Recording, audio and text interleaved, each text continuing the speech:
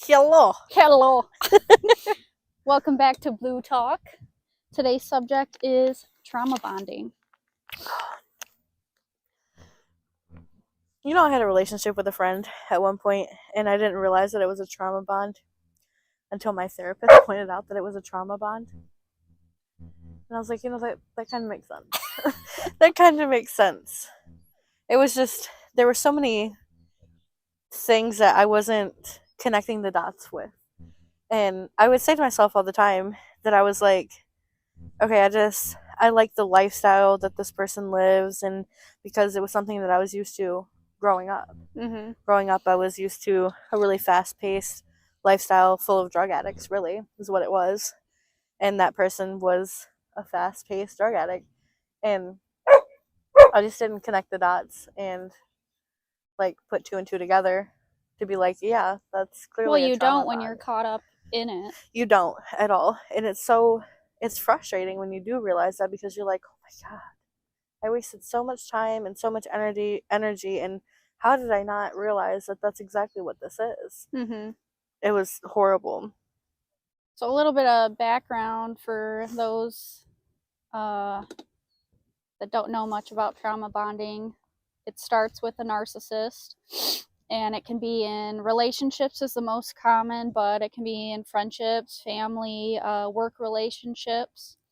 And it usually starts off by like love bombing and spewing a lot of affection and things of that nature at first, and then they kind of hook you and start criticizing and gaslighting. Gaslighting is pretty much somebody making you think your reality is not what it is, changes the way your mindset is and your thoughts. And then the abusee will obviously gain the relationship with the abuser and make excuses for their actions, and the narcissist will make the abusee think that they need them to basically go on with their lives, like they can't live without them, they can't have a job without them, they can't have a home without them. So that's basically background on trauma bonding and gaslighting a little bit. They really make you feel like you wouldn't be anything without them. Like you could not physically survive without them. Mm-hmm. And that's just simply not true. We are our own individual people, and it's hard to differentiate when somebody's telling you, you're worthless, or you wouldn't be this, or you wouldn't be that without me. It's hard to differentiate because you start to believe them. Mm-hmm. You start to believe them, and it's hard to come back from. It's really hard to heal from that when you are able to get out of that relationship, that friendship, that bond. When you're able to get away from that person, it's even harder to then, number one, recognize that it was a trauma bond. Mm-hmm. And number two, to now cope with that. How do you go back into your normal everyday life and your normal reality without that person, because they told you for so long that you wouldn't be able to do that. Mm-hmm. But it's a mindset. Yep. You have to understand that you are capable of doing those things. You are capable of being an independent person. Mm-hmm. You don't have to rely on anybody to do anything for you. You shouldn't rely on other people to do things for you. And then you have to learn, like, what is a healthy relationship, and not only what is a healthy relationship, but how do I make this work? What all goes into a healthy relationship? And basically, how can I change my entire thinking, to make this work with another person? Yeah, and going back, I just had a conversation about that same person I have a trauma bond with. I had a conversation the other day, and somebody asked me, and they were like, well, how is that person able to convince women specifically that he's a good person Mm-hmm. when he clearly is just not? And I said, it starts with the narcissism. Because he hooks ya. Yes. We're fishing. Essentially, It's fitting. it is fitting. Could you hook a fish at some point? That'd be really cool. How? They're in the vehicle. Yeah, the dogs are sitting us. It starts with the narcissism though, and it's hard to come back from that too. Mm-hmm. It's the narcissism is insane. The way that these people create a narrative in their head and make you believe it is wild. Yeah. It doesn't. How do our brains function like that? How are our brains able to, like, you go years and years and years without this person in your life, and you're an independent person and you're good at, being you and just being an individual, and then you come across this person and they make you believe something completely different. I think a lot of it has to do with how you become vulnerable, in a relationship.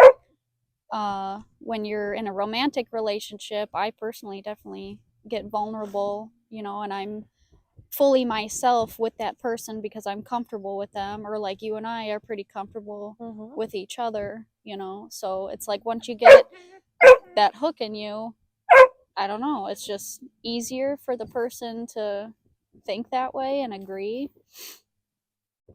I also agree. It's definitely well, let me fix that problem really quick. Hey Travis, you mind putting my lay poopy in poopy timeout? Maybe he can come back out in a minute. So sorry.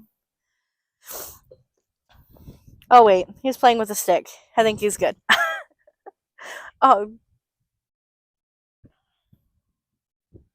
narcissism and vulnerability. Yes, they kind of go hand in hand for me. Narcissism and vulnerability, because again, they make you so comfortable Mm-hmm. and so welcomed, and they make you really feel like they love you. And in all true reality, they do all those things so that they can turn around and just tear you down. Mm-hmm. But when they make you comfortable, you do become super vulnerable, and you do get comfortable, and you're like, okay, yeah, I can see myself having a life with this person or this and that, and you know what I mean? And but again, like you said, it's not always a romantic relationship. It can be something as simple as a friendship. Mm-hmm. It can be a work relationship where they reel you in, they make you comfortable, and then they hook you, Mm-hmm. and then they just drag you along. Yeah. And then they'll spit the, oh, I'll change and I can change and things will be better. What'd you say? Fishing pun. Yeah, the hook. No, I've been saying that. I said we're fishing. It's fitting. Ghost, you're interrupting, man. You want to go in timeout? I hope I'm not blowing people's eardrums out again. I tend to do I hope my that. dog is not. Okay, yeah, poopy timeout, please. My truck is unlocked.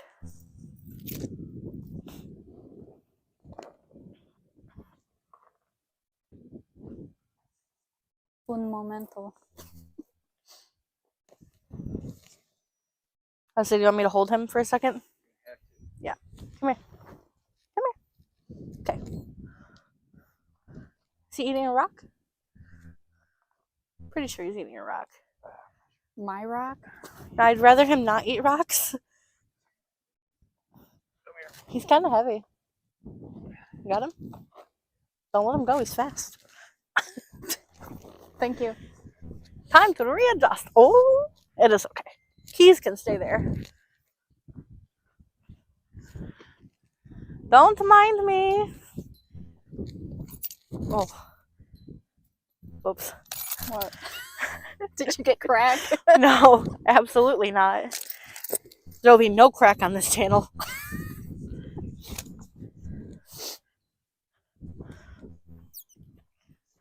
We only get high on life. This is it. All right, so do you want to go into kind of how that relationship was for you, or more about like what is a narcissist? Don't hate on my Walmart pose. You're broke. Do you have an example of a trauma bond that you've been through? Well, when Travis and I split up and I was like reading a lot of self-help stuff, at first I thought it was a trauma bond because I wasn't able to detach myself from the situation completely at any point. So, but it's not, it was just he had an alcoholic problem and he didn't know how to cope with it and wasn't willing to accept help. But I never like made excuses for his actions. Like I was always there to be like, no, you don't treat me like that, you know, da da da. So I wouldn't consider that a trauma bond. I've been in relationships where the men will like basically tell me how to change my look and what I should do with my life. And if I didn't do that, I wouldn't be attractive. So those are just my experiences. But luckily, I was able to get out of those and I had support. So that's a big thing, especially if you don't have any support, is detaching yourself. 'Cause that's a big step. I mean, that's changing your whole life. Mm-hmm. And your everyday today, you're like, oh, what do I do with myself now? Yeah, because you get so used to being in a routine with somebody, and then they're not there, Mm-hmm. and it's like, okay, what do I do with my hands? Mm-hmm. What do I do? You know, I what do don't I know. do? But at the end of the day, the only thing you can do is pick up and keep going. Mm-hmm. You move on. For me, my bond was a little bit different because it was a true trauma bond. It still is, and the difference is what makes it still a trauma bond is I can still sit here and tell you that I miss being around that person. Mm. I miss that person. But the good parts, right? Or all of it? It's a little bit of both. I can still acknowledge the fact that I like that fast-paced lifestyle Mm-hmm. because that's what I was used to for so long when I was growing up. But I miss the good parts of that person. I really do because I saw them at their best, Right. but I also saw them at their worst. Right. And seeing them at their worst is where it clicked for me, like, okay, yeah, clearly there's something wrong with you too. Mm-hmm. It's not just me, there's something wrong with you. Yeah. Which in hindsight was really clear to see to begin with. But Now, yeah. now, Right. yes. But when you're in it, you don't think about that kind of stuff. You don't think about, and this was just a friendship for me. This is one of my very best friends. Mm-hmm. It was just, I was watching that person slowly deteriorate. Mm-hmm. And it was sad to watch. It was really sad because I watched them go from their highest to their absolute lowest Yeah. and almost take me with them. Yeah. That's when you gotta draw the line is, sure, we want to help people out. That's just how we are. Empaths. Empaths. Yeah. That Words sucks, are hard. man. Words are hard. But once you get to that point where it's like dragging you down too, it's like, yeah, no. And we luckily, we watch unfortunately, our family members go down wrong paths. So we kind of have that head start like, yeah, I'm not going that direction. No thanks. Yeah. And it's just, it's a difficult thing to deal with because, again, you don't recognize it at first. And then somebody points it out and you're like, okay, whatever. And then it goes on and on and on and on and on. And you're like, okay, all right, what you're saying makes some sense. Like, truthfully, if it weren't for, and sometimes you need help with it. Sometimes you need somebody else from the outside to be like, you have to stop. Mm-hmm. This has got to stop. So for me, it actually took Terry. It took Terry being like, and Terry's not a possessive person in any way, shape, or form. He's not like, you can't hang out with this person or this person or this person. But when it comes to my safety and my overall, like, my well-being and literally putting my life on the line, that's where he's going to get upset and put himself in the middle of it and turn around and be like, you're not hanging out with that person. Right. You are not hanging out with that person. That person cannot be at my house, period. And Mm-hmm. I understood. And it was like I just needed that confirmation from him to be like, okay, well, if I go through with my decision to not be friends with this person, I know I have support. Right. I know that nobody's going to be upset with me, and the most important person in my life is going to be okay with this. Mm-hmm. So that was my turning point where I was like, okay, I'm done dealing with you.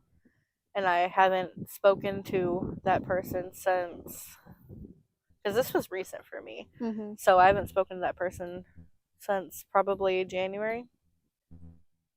And Like this past January? yeah, this past January. And I actually took a sigh of relief. Mm-hmm. Like, I couldn't bring myself to block that person, and then when I finally did, it was like a breath of fresh air. Right. It was so relieving. It was scary. Mm-hmm. It was extremely scary because that person can be dangerous. And that's another thing, is like I was scared to, not that, like, you know, you should never let anybody intimidate you to a point to where you're actually afraid of them.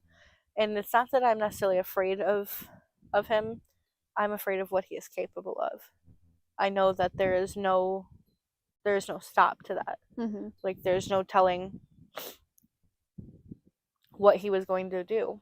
So that was scary for me to break that bond and to be like, no, I don't want to do this. I don't want to be friends with you. I don't want anything to do with you. Right. And in doing that, I also had to cut off a lot of other people too that were involved with that person as well. And so that goes into the trauma bond, though, where it's scary because you become afraid of what they're capable of because they show you what they're capable of. Mm-hmm. You know what I mean? They at the end of the day, they end up showing you their true colors, and that can be scary. Whether it's, for some people, scary could be just something as simple as verbal abuse. Yeah.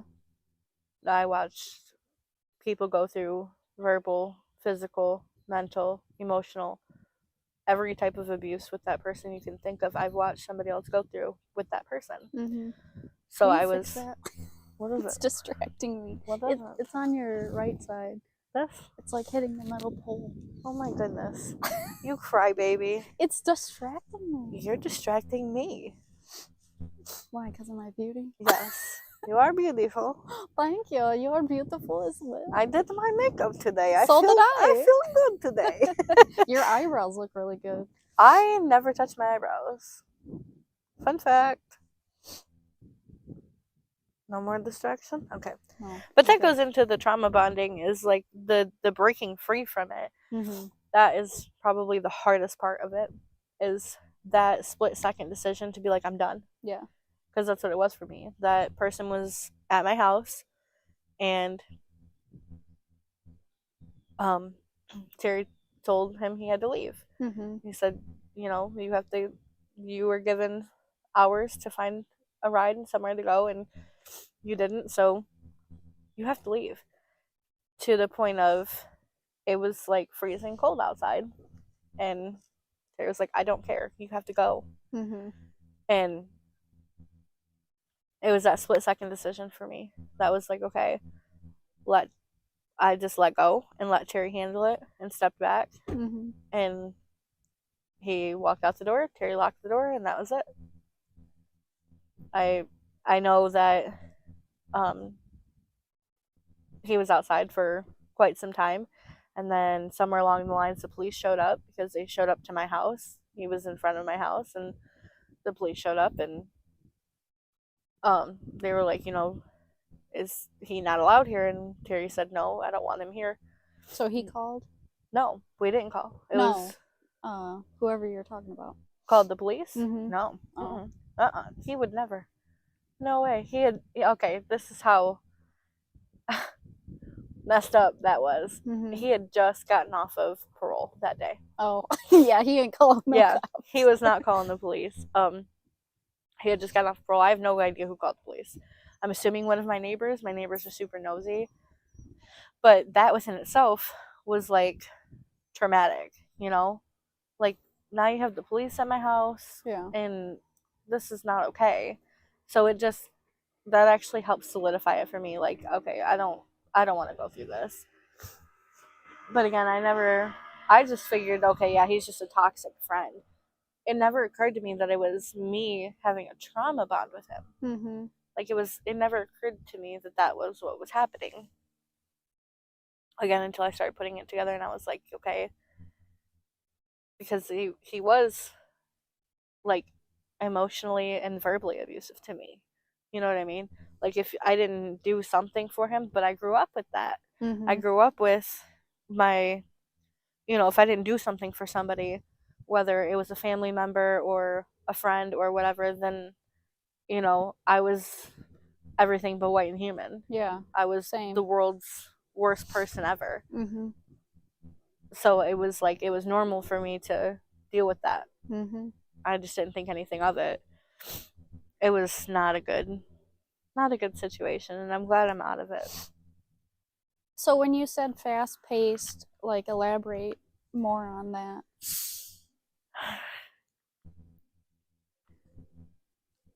Fast paced. Everything is go, go, go, go, go.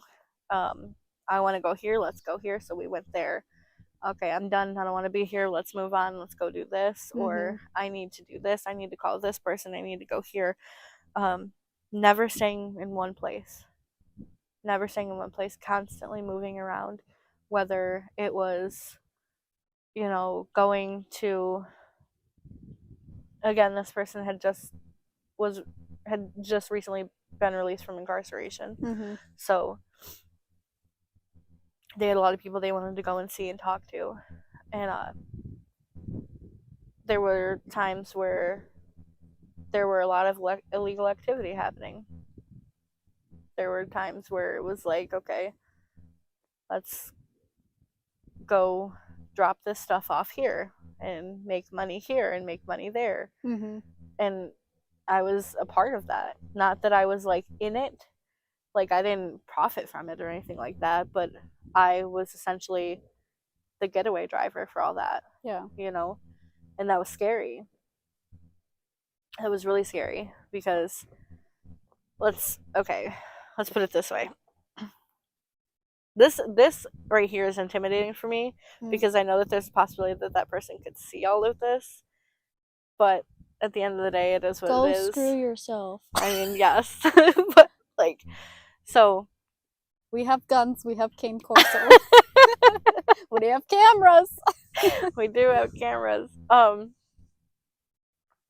Basically, what would happen is that person would sell drugs, like, and so there were times where there were drugs in my vehicle. Yeah. A lot of times where there were drugs in my vehicle. And he made you feel like you had to be a part of that? Yeah, because how else was he going to get anywhere? Yeah. How am I going to do any of this if you don't help me? And that's another thing that you don't really realize until you're away from it, or even like taking a break from it, because they usually don't let you go off on your own and do anything. Right? So when you have that moment to step back, you realize, like, if somebody truly loved you, they wouldn't put you in any type of situation like that. And No. if you found yourself in a situation, they would be your protector. Yeah. So, yep. And don't get me wrong, and this is where my mentality is not right. Because I believe that I truly believe that if it came down to it, that person would protect me against somebody else. Yeah. Just not himself. Right. Not himself. And that's where it's like, murky water. What? How does that even make sense? You would hurt me, but you wouldn't let anybody else hurt me. That is not love. Yeah. That is not love. That is narcissism. That is toxicity. That is not okay. There was another time where this person had a girlfriend, and they had been drinking, and they got into an argument, and they got into an altercation to where there was a weapon involved, and the female actually ended up with a very large cut on her thumb that probably could have used stitches. Yeah. Instead, I played doctor in my vehicle again, put it all back together, and cleaned it up. And what am I going to do? I have two people that are completely incapacitated because they're so wasted. We sat in a parking lot for like 2.5 hours. They were playing around, joking, and she went to like play smack him. Yeah. Well, when she did that, again being drunk, she forgot about her hand. So when she did that, it busted back open. And when I tell you, I literally had to clean blood off of my truck. I literally had to clean blood out of my truck. And What, that truck? yes, Wow, it's that recent? yes. Wow.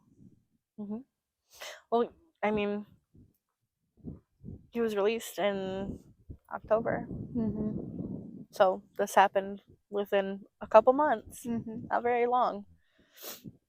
But yeah, so I had to do things like that, and I didn't think anything of it. You know, obviously, I know like that's not okay, and that's kind of, you know, but again, I was so used to that lifestyle that it just was normal for me, and that I kept feeding off of that lifestyle and just moving fast and being around the drugs and the alcohol, and you know, so it was almost comforting. Yeah, It that's a was big thing. it was like comforting Yeah, because because that's what you're used to. because that's what I'm used to, and that's where I felt safest was, you know, being around that same environment. Mm-hmm. Always living in not fear, but in danger. Fight or flight. Yes, always living in fight or flight mode because that's what I grew up in. I didn't know any different other than fight or flight. Mm-hmm. Like my marriage, my relationship now has never been fight or flight. Mm-hmm. It's never been fight or flight. It's been the easiest thing I've ever done in my life.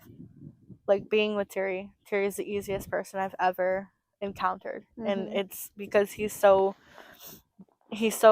relaxed, and that's, I mean, don't get me wrong, he has his moments, Right. but it helps to have that support. Yeah. And he understands trauma and he understands everything because he's been through it himself with his own mother being an alcoholic, Mm-hmm. and his mom and his dad actually. So it helped that he was familiar with going through certain things like that Yeah. while having addicts for parents. He was a good support system for that.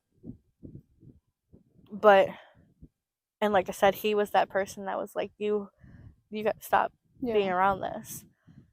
But in my head, it wasn't normal for Terry and I to just work and just flow so easily. So being around that person made sense. Mm-hmm. It made more sense. It made me feel comfortable. I was okay with it.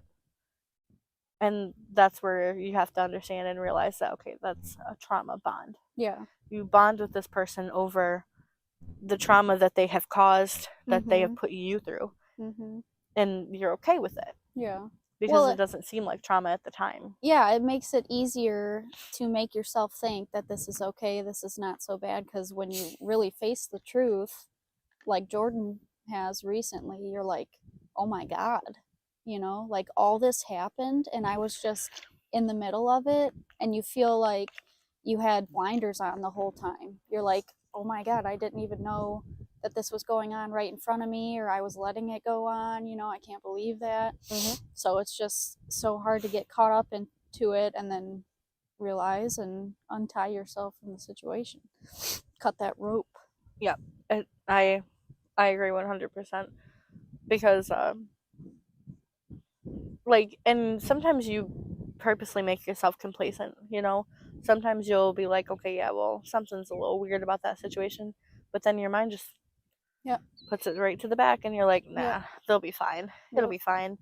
And then God forbid that person ends up, in really big trouble, or they, somebody you love and care about ends up, God forbid, dying at the hands of somebody else Yeah. because you just didn't think anything of it. It's really important to, like, you know, you and I were friends throughout that whole time period of me going through all that.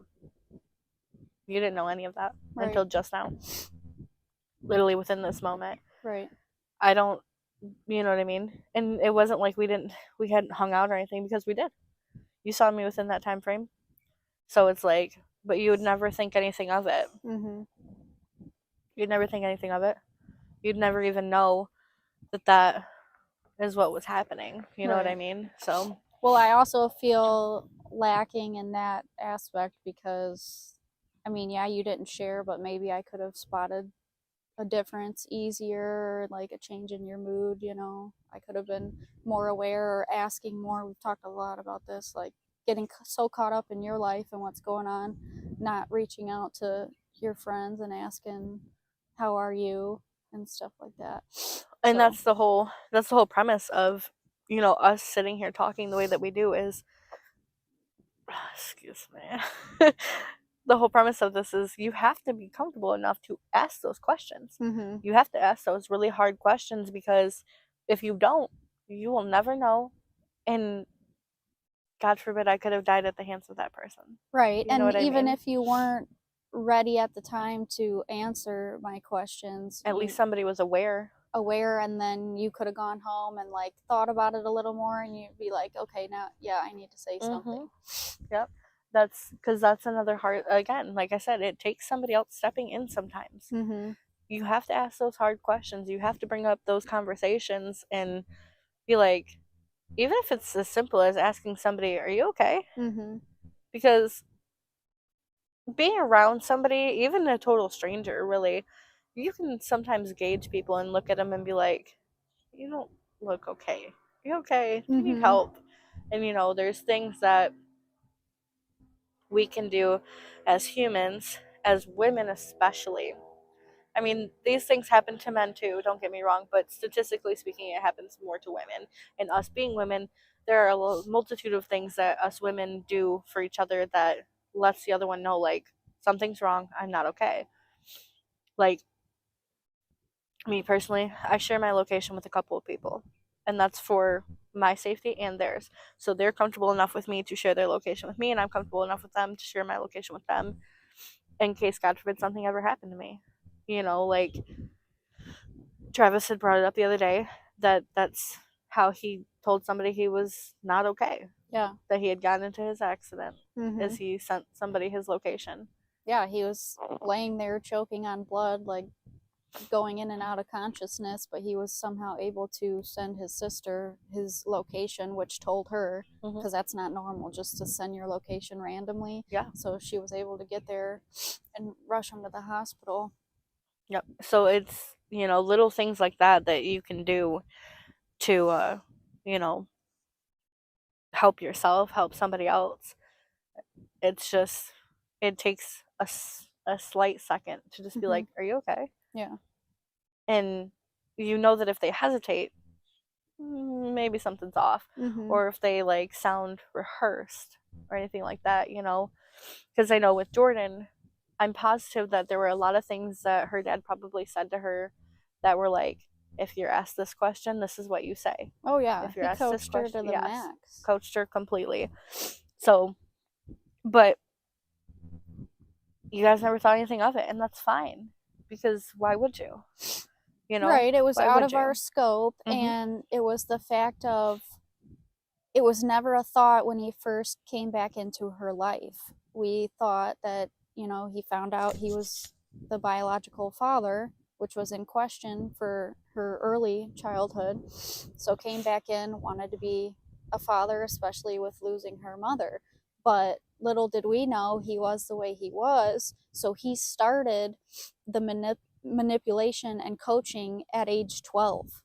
So, all those years, that's 4 straight years of when her brain is developing, of him teaching her Yep. how to behave and how to handle situations. And that's, yes, we definitely lacked in not being aware, and beat ourselves up about it and stuff, but it's like she was trained so well.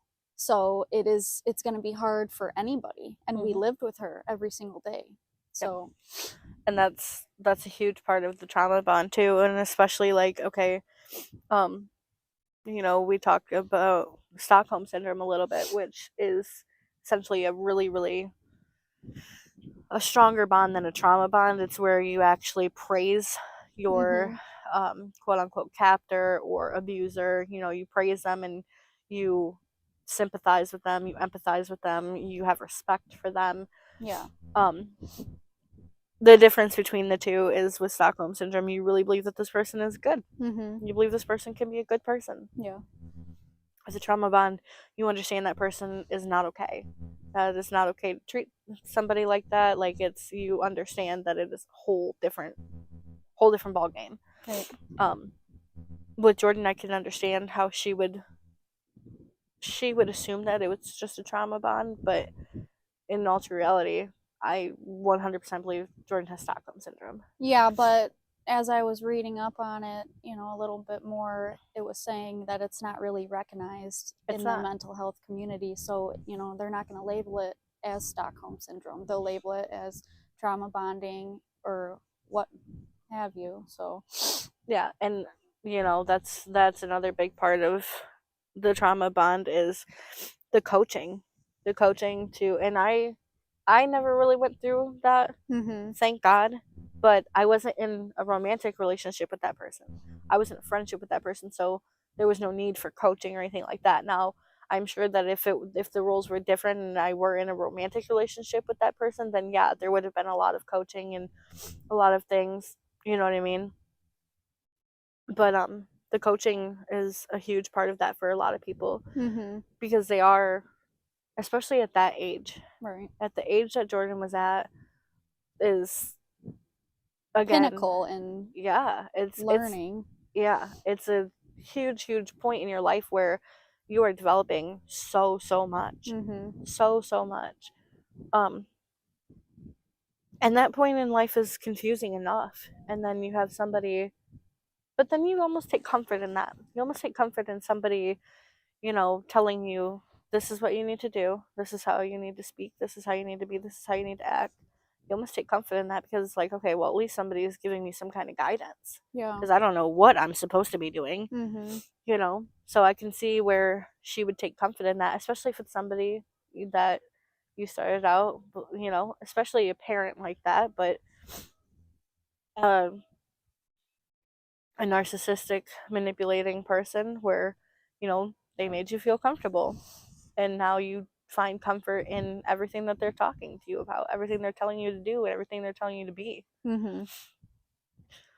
I feel like it's just and it's different for everybody. Everybody goes through their own trauma and experiences it differently. For me, it took a long time for me to realize that that's exactly what that was a Mm-hmm. trauma bond. Yeah.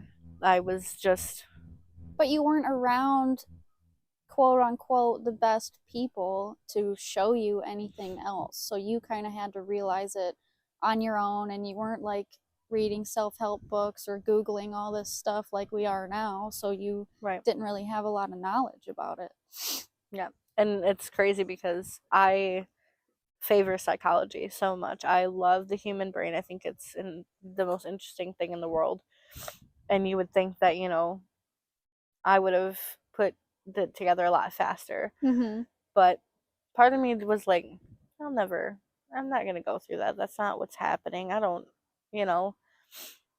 But they say even the best therapists need therapists. Mm-hmm. Everybody has room for growth. I mean, nobody is anywhere near perfect. Things change every day. And like, I know personally, I have a lot to work on. I could be way better at communication and admitting I'm wrong.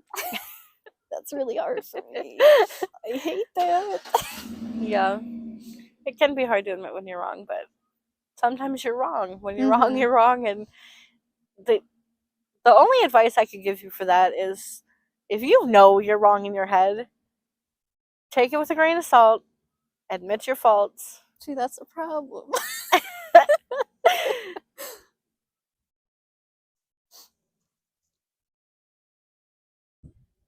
I don't know what that means. Okay, we got 15 minutes. We got to go pick up the child. The child. That is okay. It is cold outside.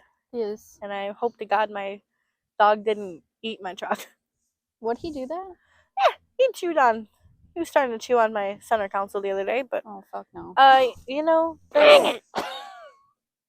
there's some pizza in there he might have started munching on, but it's okay, it's cool. Oh, we got the pretzel pizza the other day.